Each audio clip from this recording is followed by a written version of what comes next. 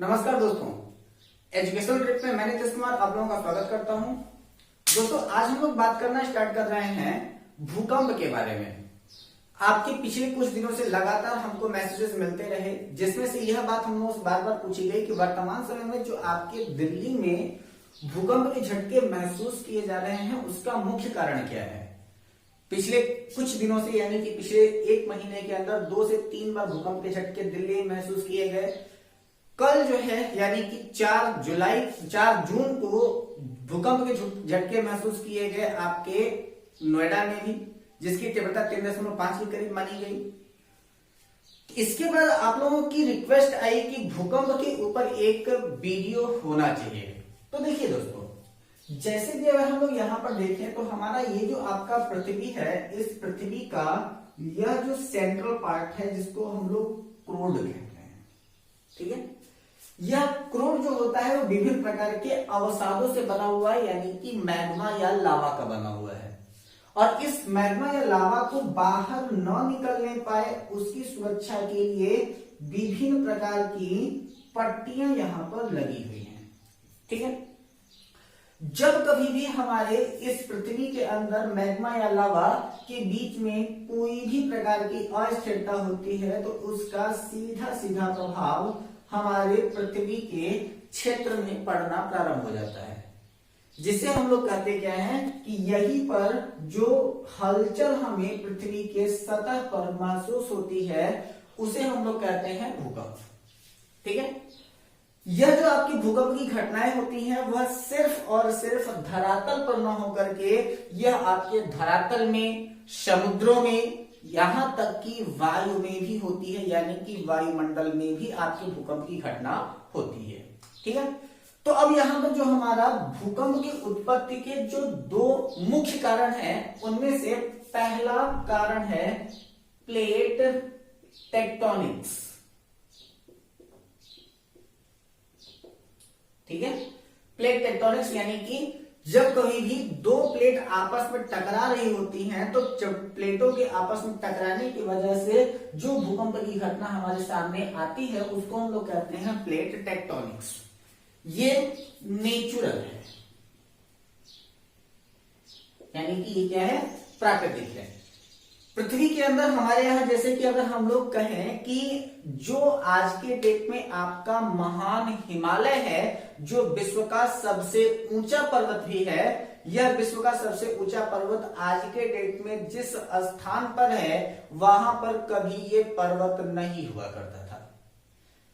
प्रागैतिहासिक काल के बारे में जो साक्ष्य या फिर जो अवशेष मिलते हैं उनका ये कहना है कि आज के डेट में जहां पर आपका हिमालय है, लगभग 5000 साल पहले वहां पर एक सागर हुआ करता था जिसका नाम तिथिस सागर बताया जाता है, ठीक है। वहां पर भी हुआ क्या कि 2 प्लेटें जो होती हैं वो आपस में टकरा रही थी और इन प्लेटों के आपस में टकराने पर जब एक प्लेट दूसरे प्लेट की ओर चढ़ती हुई चली गई तो उनके आपस में चढ़ने की वजह से वहां पर महान हिमालय का निर्माण हुआ। हिमालय का निर्माण हुआ और साथ ही साथ हिमालय का कुछ क्षेत्र जो होता है वो बहुत ही ज्यादा भूकंप की चपेट में आता है, यानी कि हमारे भारत में भूकंप के 2 प्रमुख क्षेत्र होते हैं, एक आपका गुजरात के कच्छ का क्षेत्र और दूसरा है हिमालय का तटवर्ती क्षेत्र। ये हमारे भारत में भूकंप के 2 मुख्य क्षेत्र माने जाते हैं, ठीक है। तो सबसे पहला क्या आ जाता है, आपका प्लेट टेक्टोनिक्स आ जाता है। तो ये क्या हो जाता है, आपका नेचुरल हो जाता है। और दूसरा होता है आपका धरातल में असंतुलन। धरातल में असंतुलन, ठीक है। तो यह जो है वो आपका मानवकृत है।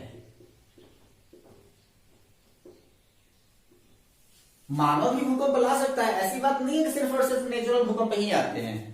ये जो धरातल में असंतुलन होता है, इस धरातल में असंतुलन का जो मुख्य कारण होता है वह आपका मनुष्य होता है, ठीक है। और इस मनुष्य में होता क्या है कि जैसे आजकल हम लोग सबसे ज्यादा कर क्या रहे हैं, परमाणु परीक्षण कर रहे हैं। और जिस समय में भारत ने पोखरण में परमाणु परीक्षण किया था उस समय देहरादून में स्थित पोखरण राजस्थान रेंज है वो, तो पोखरण के राजस्थान रेंज से आपके देहरादून उत्तराखंड के क्षेत्र में जब उसकी तीव्रता मापी गई तो पोखरण में परमाणु परीक्षण के समय में जो देहरादून में स्थित आपका रिक्टर स्केल था उसकी तीव्रता 7.3 मापी गई थी। जिस जगह पर आपका व्हाइट हाउस कोलैप्स किया गया था, उस व्हाइट हाउस के कोलैप्स करने के बाद वहां का पूरा के पूरा जमीन का क्षेत्र ही जमीन के अंदर धंस गया था। ठीक है, तो यह जो आपका धरातल का असंतुलन होता है वह एक प्रकार का मानवकृत होता है। तो अगर हम लोग इसी चीज को थोड़ा सा और ध्यान से देखें तो ये क्या होता है कि प्लेटों के टेक्टोनिक्स यानी कि प्लेटों के टकराने की वजह से और दूसरा जो होता है धरातल में असंतुलन की वजह से भूकंप की घटना या आर्थिक यानी कि अर्थक्वेक की घटना जो होती है वो देखी जाती है। अब यहां पर अगर हम इसी चीज को थोड़ा सा और समझ लें तो ये क्या हो जाता है कि ये आपका 2 सेंटर हो जाता है। ठीक है, और इस सेंटर में ये जो आपका है वो सरफेस हो जा रहा है। ठीक, तो ये आपका सेंटर और ये हो जाता है आपका सरफेस।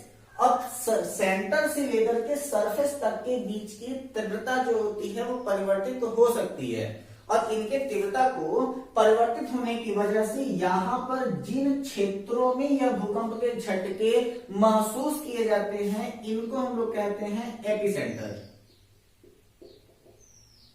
ठीक है, और जहां से यह भूकंप उत्पन्न होता है उस उत्पत्ति के स्थान को हम लोग कहते हैं हाइपोसेंटर। ठीक है, तो क्वेश्चन पूछा गया था कि भूकंप के उत्पत्ति के स्थान को क्या कहते हैं, तो भूकंप के उत्पत्ति के स्थान को हम लोग कहते हैं हाइपोसेंटर और जहां पर भूकंप के झटके महसूस किए जाते हैं उसको हम लोग कहते हैं एपिसेंटर। और यहां ये जो होता है वो कुछ इस प्रकार से आपका भूकंप का झटका जो होता है वो महसूस होना प्रारंभ हो जाता है। और इसका सीधा मतलब ये भी हो जाता है कि कुछ ऐसे जियोग्राफिस्ट हैं जो आपके जियोग्राफी के बारे में नॉलेज रखते हैं, उनका ये भी मानना है कि एक तेज भूकंप किसी भी सक्रिय ज्वालामुखी के होने या फिर किसी भी नए ज्वालामुखी के निर्माण का संकेत होता है। यानी कि जो आपका भूकंप होता है वह प्रत्यक्ष रूप से या फिर परोक्ष रूप से ज्वालामुखी से संबंधित होता है। किसी भी एक क्षेत्र में भूकंप की घटना अचानक होना इसका मतलब है कि किसी न किसी ज्वालामुखी का सक्रिय होना। साथ ही साथ किसी भी ऐसे क्षेत्र में अस्थायी क्षेत्र में अचानक भूकंप का झटका आना यानी कि वहां पर आसपास या तो ज्वालामुखी सक्रिय हो रहे होंगे या फिर किसी भी नए ज्वालामुखी का निर्माण हो रहा होगा। परिप्रशांत पेटी को हम लोग रिंग ऑफ फायर कहते हैं। रिंग ऑफ फायर इसलिए कहा जाता है क्योंकि वहां पर सबसे अधिक सक्रिय ज्वालामुखी हैं और उसी का कारण यह है कि प्रशांत महासागर के उसी क्षेत्र में जापान में सबसे अधिक भूकंप की घटना होती है। तो अगर आपसे पूछा जाए कि पूरे विश्व में सबसे अधिक भूकंप की घटना कहां पर होती है तो वो होती है कहां पर, जापान में होती है। ठीक है, अब यहाँ पर जो आपका भूकंप है इस भूकंप के लिए हमारे पास जो तरंगे होती हैं उनको हम लोग 3 भागों में बांट देते हैं जिनको हम लोग कहते हैं PSL यानी कि भूकंप की 3 तरंगे होती हैं जिनको हम लोग कहते हैं प्राइमरी, सेकेंडरी और लार्ज तरंगे। ठीक है, तो इनको हम लोग क्या कहते हैं प्राइमरी, सेकेंडरी एंड लार्ज यानी कि PSL तरंग के नाम से जानते हैं। यह जो आपका PSL है यह ठोस जो आपका प्राइमरी है वो ठोस, द्रव और गैस तीनों में आती है। ठीक है, यह सबसे कम खतरनाक होती है क्योंकि जैसे जैसे अगर ये मान लीजिए कि अगर भूकंप के फैलने की गति अगर तेज है तो नुकसान उससे कम होगा क्योंकि वह अपने सेंटर से उठेगा, उसका क्षेत्र फैल जाएगा, तो उस समय में ऊपर आते आते उसकी तीव्रता कम हो जाएगी और वह ज्यादा नुकसान नहीं करेगा। तो यानी कि अगर आपका प्राइमरी वाला है तो इसकी स्पीड जो होगी वो 8 से 14 किलोमीटर पर सेकंड होगी।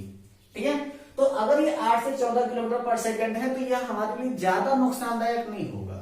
ठीक है, दूसरा वाला जो है वो आता है आपके ठोस में और गैस में यानी कि ये द्रव में नहीं आता।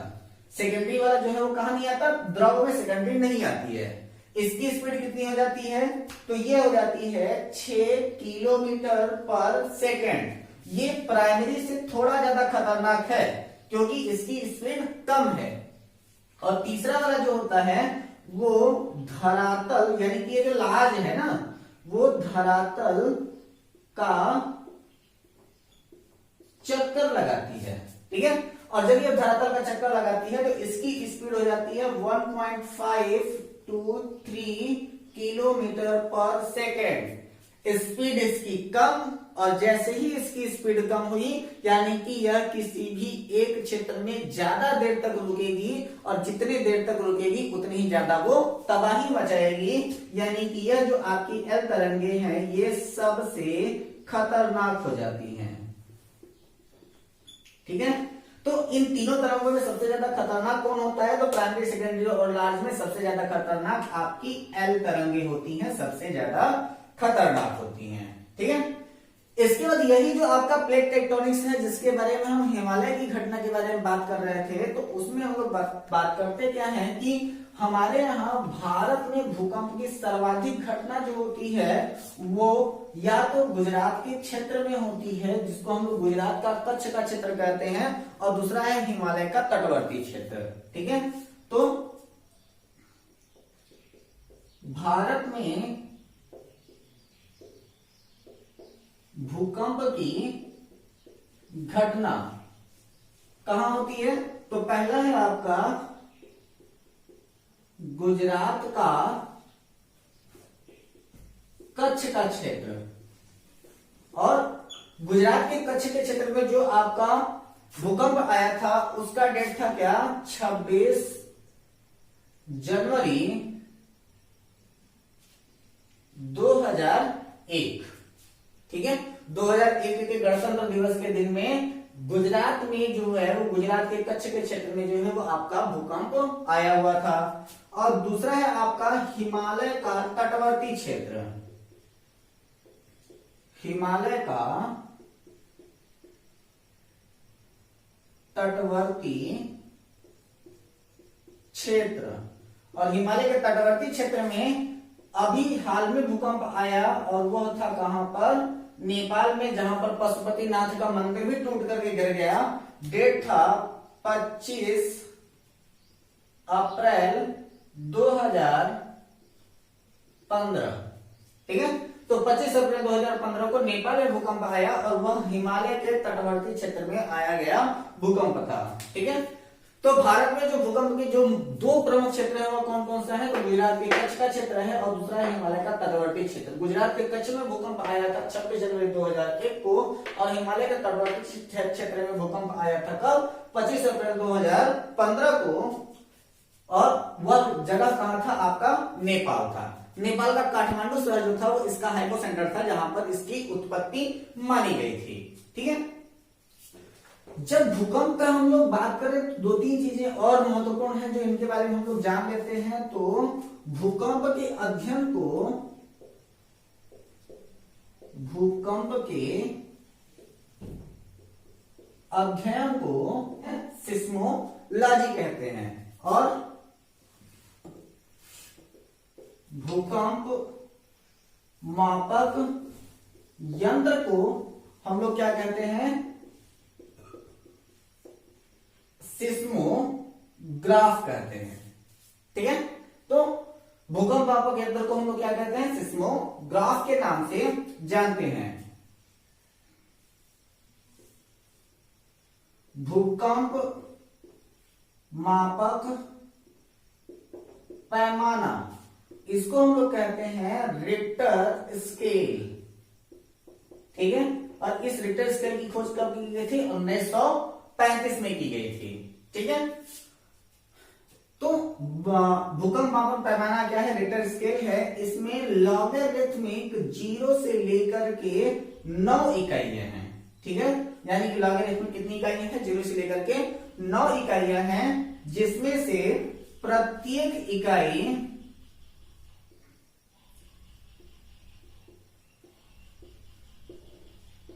10 गुना ऊर्जा बढ़ाती है। ठीक है, यानी कि जब कभी भी 0 से 1 हुआ तो 1 से 2 जाने में उसकी तीव्रता जो होगी वो क्या हो जाएगी? 10 गुना ज्यादा हो जाएगी। तो प्रत्येक इकाई क्या कर रही है, 10 गुना ज्यादा ऊर्जा बढ़ाती है। और यहां पर सबसे ज्यादा क्या होता है कि 5 से ऊपर की इकाई खतरनाक होती है। अभी आप लोगों ने देखा होगा कि नोएडा में भी आपका भूकंप आया, दिल्ली में भी भूकंप आया, किसी की भी तीव्रता 3 कुछ से अधिक नहीं थी, इसलिए ज्यादा नुकसान नहीं हुआ। ठीक है, तो जब कभी भी इकाई पर यानी कि रिक्टर इकाई पर जो इकाई का पाठ्यांक होगा जब 5 से ऊपर होगा तभी वो भूकंप हमारे लिए खतरनाक होगा, अदरवाइज वो खतरनाक नहीं होगा। क्लियर कर देते हैं एक बार फिर से। तो भूकंप के अध्ययन को हम लोग क्या कहते हैं, सिस्मोलॉजी कहते हैं। भूकंप मापक यंत्र को सिस्मोग्राफ कहा जाता है। भूकंप पैमाना को हम लोग क्या कहते हैं, रिक्टर स्केल कहते हैं, जिसकी खोज 1935 में की गई थी, जिसके ऊपर लॉगरिथमिक यानी कि लघुगणकीय 0 से लेकर के 9 इकाइयां हैं। प्रत्येक इकाई 10 गुना ऊर्जा बढ़ाती है, यानी कि जैसे एक इकाई बढ़ जाएगा तो भूकंप की तीव्रता की ऊर्जा जो होगी वो 10 गुना ज्यादा बढ़ जाएगी। और 5 से ऊपर की जो इकाई होती है वही सबसे ज्यादा खतरनाक होती है। ठीक है, अब यहाँ पर होता क्या है कि भूकंप के ही कारण, जैसे कि अगर हमारे यहाँ स्थल पर भूकंप आया तो जितनी भी चीजें हैं उनको सब के सबको वह उलट पलट करके रख देता है, जनजीवन को अस्त व्यस्त कर देता है, त्रस्त कर देता है। लेकिन जब कभी भी समुद्र में भूकंप आता है तो समुद्र में भूकंप को क्या कहा जाता है, समुद्र में भूकंप को हम लोग क्या कहते हैं, सुनामी कहते हैं। ठीक है, तो समुद्र में जब कभी भी भूकंप की घटना होती है तो उसको हम लोग कहते हैं सुनामी कहते हैं। और अब तक की 2 सबसे बड़ी सुनामियां रजिस्टर की गई हैं। पहला है आपका हिंद महासागर में सुनामी,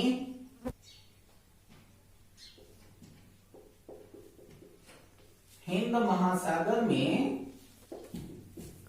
सुनामी। जगह कहां था इसका, वह जगह था इंडोनेशिया। ठीक है, डेट क्या था, 26 दिसंबर सन 2004। ठीक है, दूसरा रजिस्टर किया गया प्रशांत महासागर में, प्रशांत महासागर में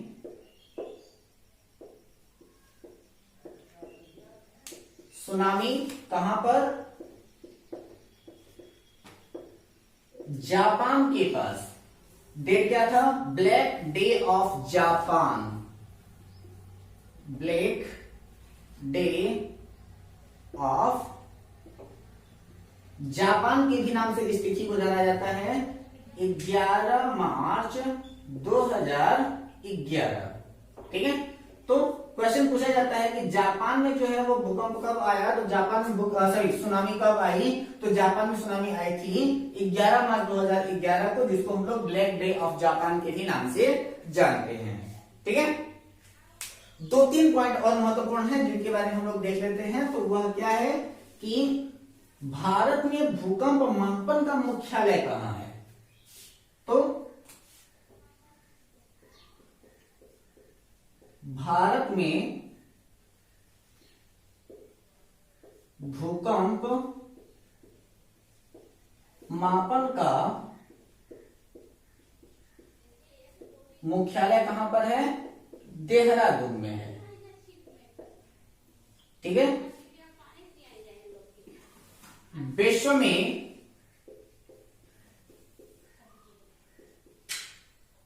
सर्वाधिक